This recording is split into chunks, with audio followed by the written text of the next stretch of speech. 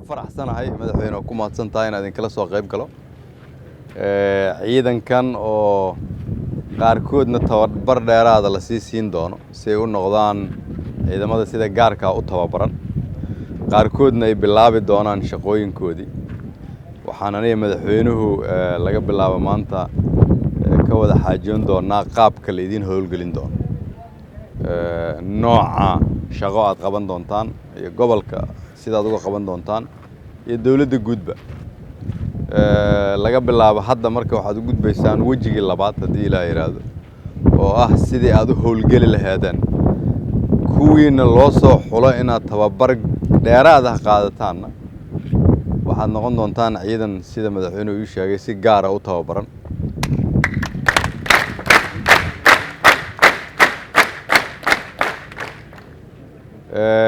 intii naas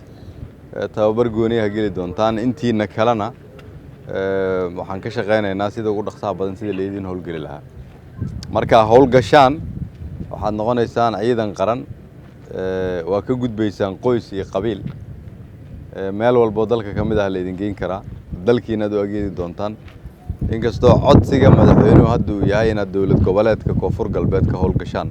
maadaama cadow badan uu joogo annaga iyo madaxweynuhuna waxaan iska kaashan doonaa sida ugu dhaqsaha badan in leedin dhammaystiro agab walba oo u baahan tihiin